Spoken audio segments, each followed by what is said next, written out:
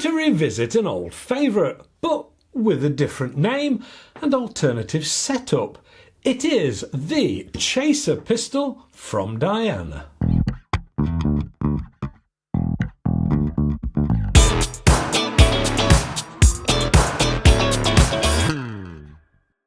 Hello and welcome to AAR on Air. Today is a bit of a revisit in a way, but this is the first time I've tried the Diana version, and it must be said it's a lot of pistol for your money, and I mean a lot of pistol for less than £100 UK.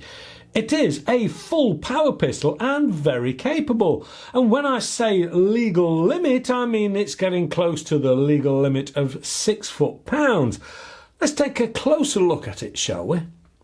This is the all-black single-shot version, and I must say it looks more than its low price tag suggests, and comes loaded with lots of really nice finishing touches.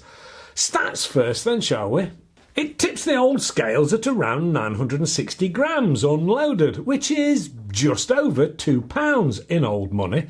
It is 340 millimeters or 13.4 inches long, with a rifle 210 millimeters or 8.3 inch barrel, and is available in 177 or 22 calibers.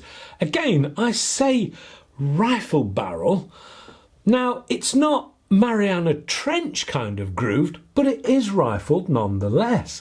This is the single shot version, but the single shot tray is removable if in fact you want to fit the magazines that are available at an extra cost.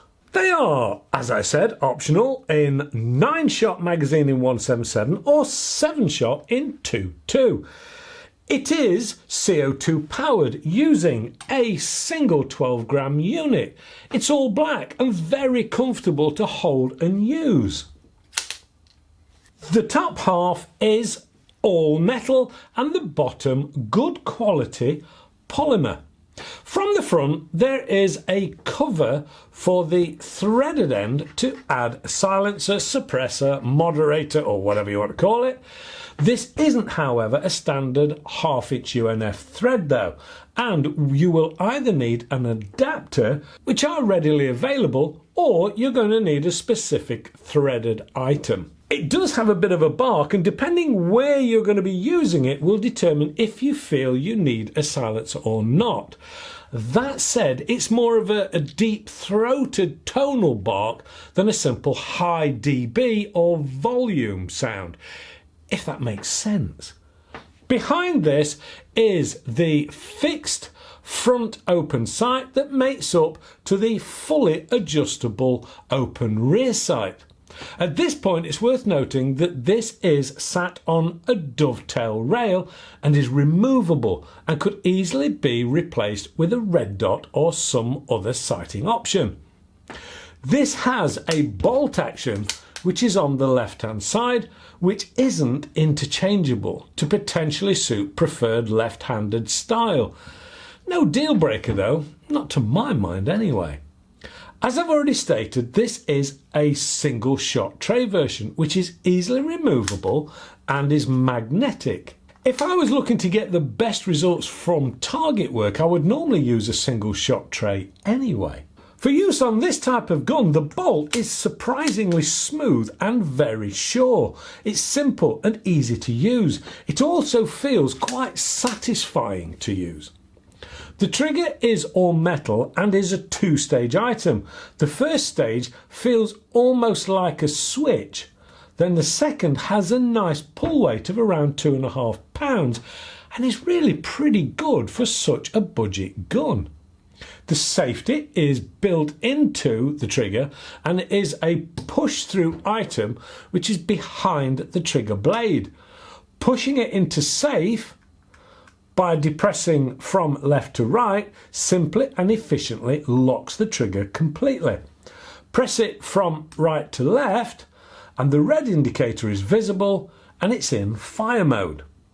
Whilst the safety is quite small, it is definite and sure, which is, I suppose, all you really need from a safety. The grip is very comfortable and has hints of curves rather than recesses or going fully ergonomic on us. It does have the removable bottom to add the optional stock to make it into the rifle version. This space isn't wasted though, as it serves as a spare CO2 holder. Nice touch. As I said, there are several other branded versions of this, each offering something slightly different in their own way. This all-black single-shot version does come with a rather nice zip-up case to keep it all together in. What about loading that CO2 then? Well, nothing really could be much simpler. Under the front of the barrel is the entry for the capsule. It has a screw-in lever tool to help with the whole process. Unscrew this and insert it into the holes to enable a little more purchase on the main thread. Unscrew completely and then pop in your 12 gram CO2,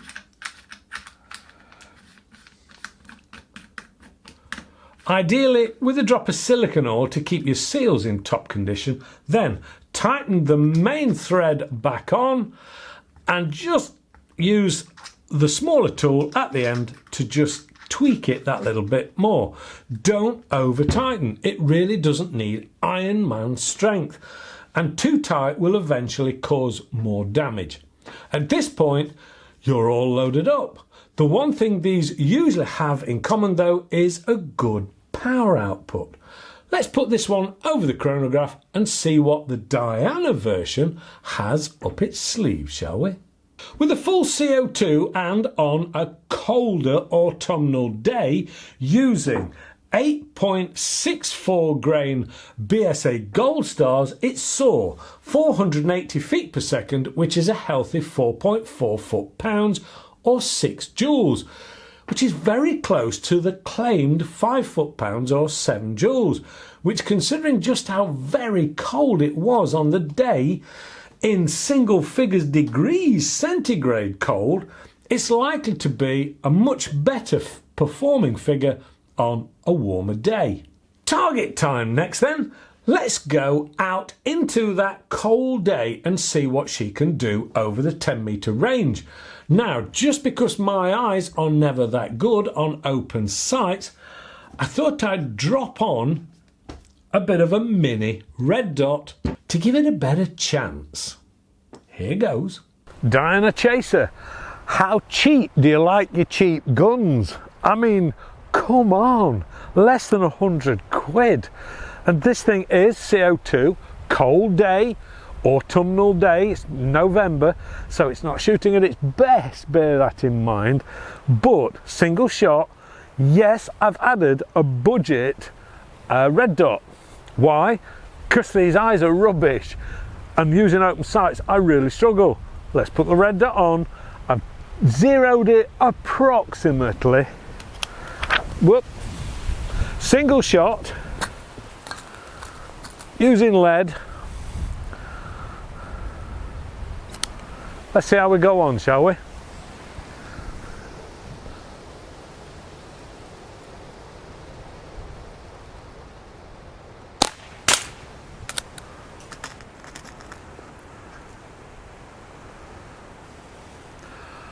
So cold and fiddly 177 pellets. Woohoo!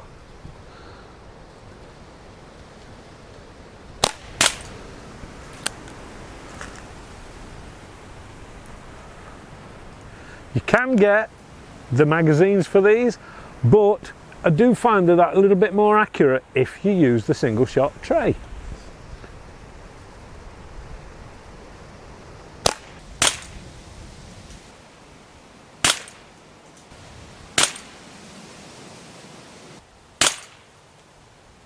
Have a look at the results.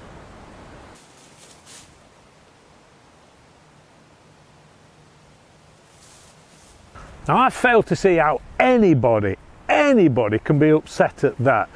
even on a cold day, you're pushing nearly 5 foot-pounds of energy. You're going to be that bit closer with a warmer day, because obviously it affects the CO2.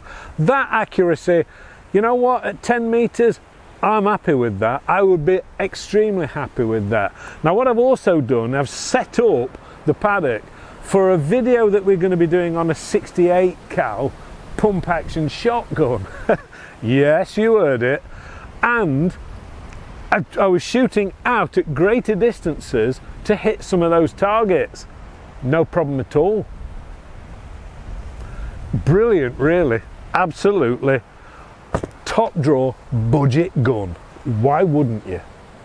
Now just remember, that was simply resting on the table at 10 meters from a less than £100 budget pistol.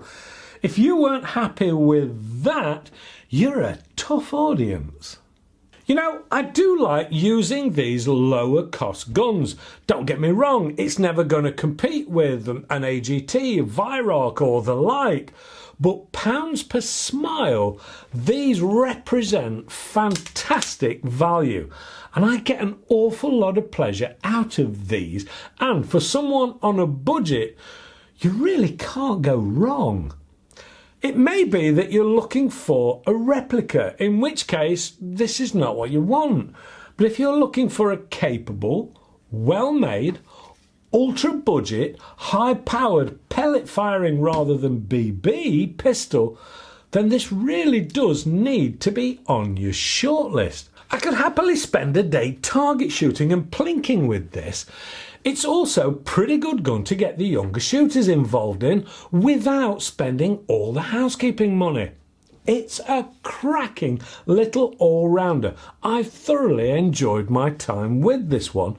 Hopefully you've enjoyed this week's look at this budget pistol. If you have, please give us the old thumbs up. Don't forget to subscribe. There are loads more reviews in the pipeline, so hit the old alarm bell so you can be sure to be notified when they're released.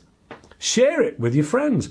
Join in all the forums, excuse me, and chats, and take a look at the merchandise. A big thank you to Vector Air for getting hold of this one. And I know it's been quite a task because of supplies issues with COVID. I'm sure we're all experiencing this effect to some degree at the moment anyway. It simply leaves me to say a big thank you to you guys for watching, and of course, stay safe and shoot safe. And hopefully, I'll see you next week. Bye for now.